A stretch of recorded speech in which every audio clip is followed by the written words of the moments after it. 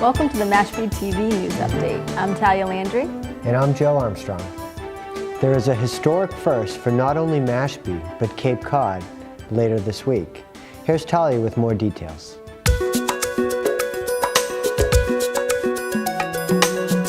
"3M" is the first medical marijuana dispensary on Cape Cod, located here on Echo Road in Mashpee.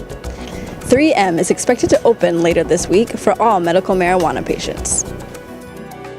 This dispensary will offer a variety of marijuana products, including tinctures, vapors, smokables, and capsules that they will get from their other facility located in Plymouth that opened a few weeks ago.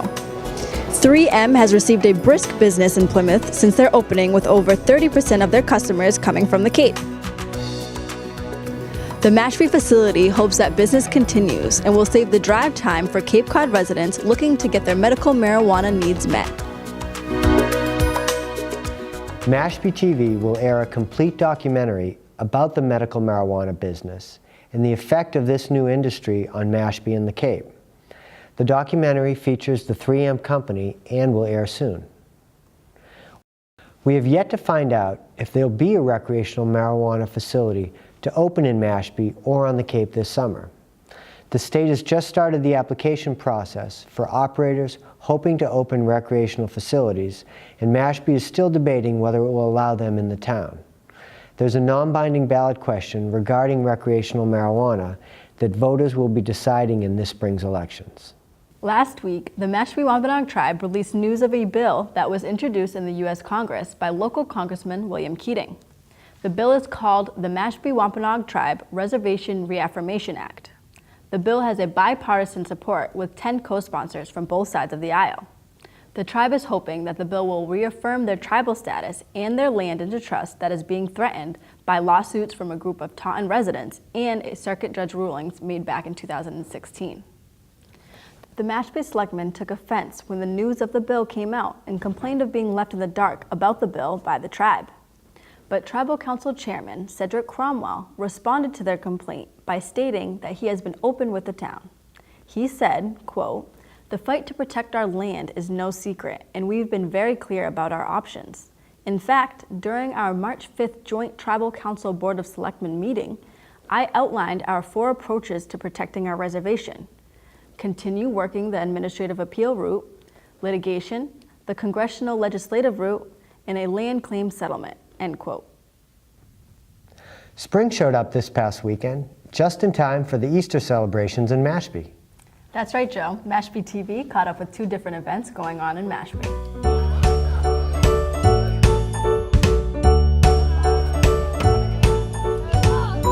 What's your favorite part about Easter?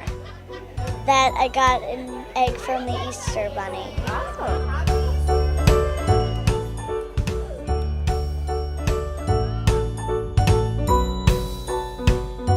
It's Easter weekend, and we're here at the Mashpee Commons, where Mashpee families are lining up to take their picture with the Easter Bunny.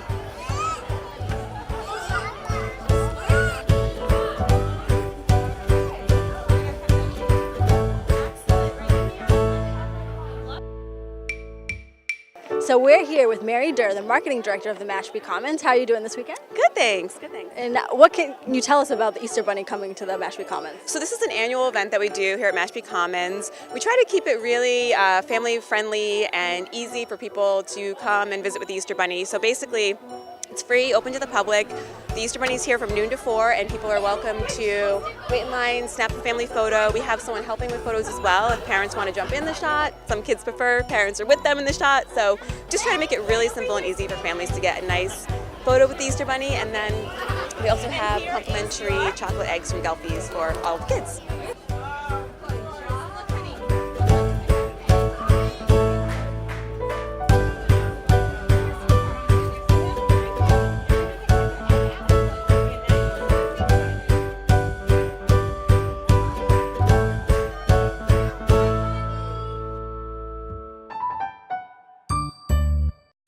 After a quick visit with the Commons Easter Bunny, we made it to the Recreation Department's Easter egg hunt, where hundreds of children got in on the action.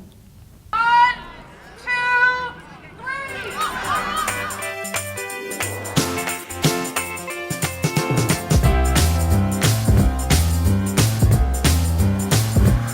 3.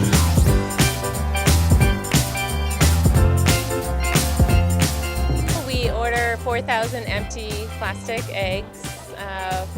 We buy the candy separately because we like to put decent candy in our eggs. And we had help from Mashpee High School K Club this year. They filled all the eggs for us, so that was a huge help.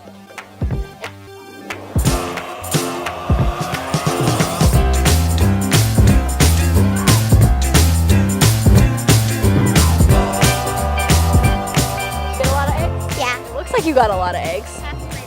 Wow, did you get here early? Yeah. Or you ran really fast? Yeah.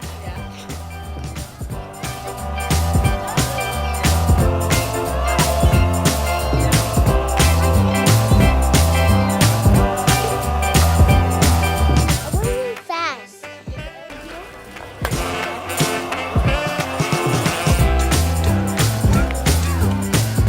So what's your bunny's name? Remy. And how old?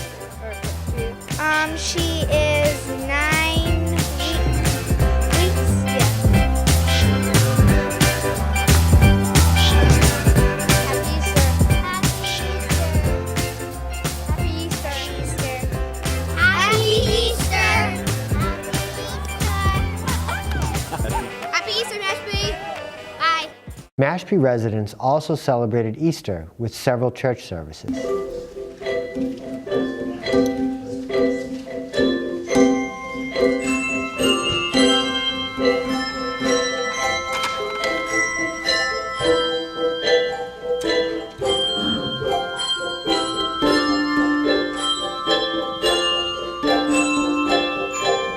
Forgotten anyone. Let us invite our young children here present now to come into the sanctuary for a special blessing on this Easter day.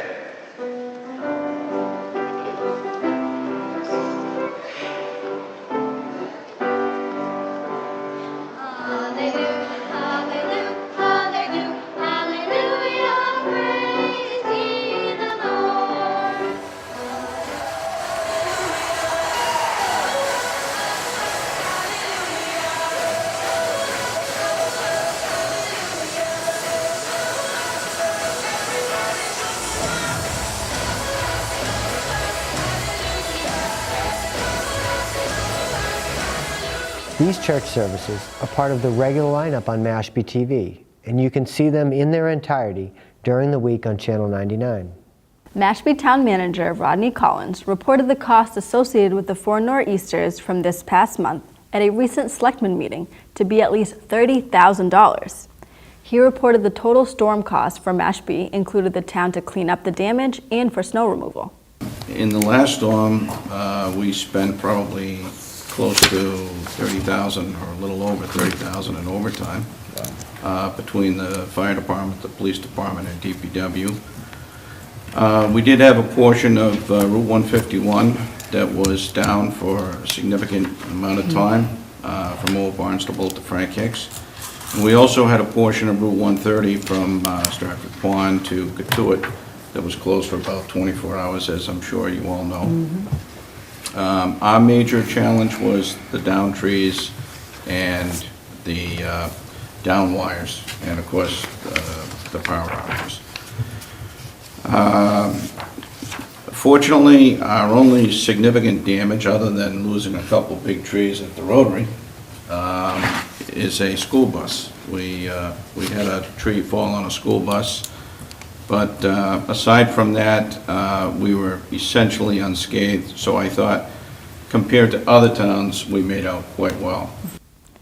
Among the most symbolic losses during the storm were the uprooting of a couple of large trees at the Mashpee Rotary. The loss of the trees will impact the popular holiday lighting display. Turning now to other news, Mashpee saw the grand opening of its first ever microbrewery as the Naukabout Brewery and Tap Room opened its doors for the first time last Thursday.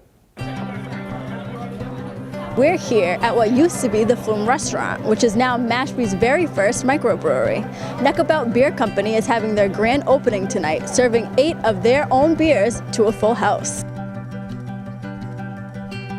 So I'm the original owner, founder of Naukabout, and I have four partners.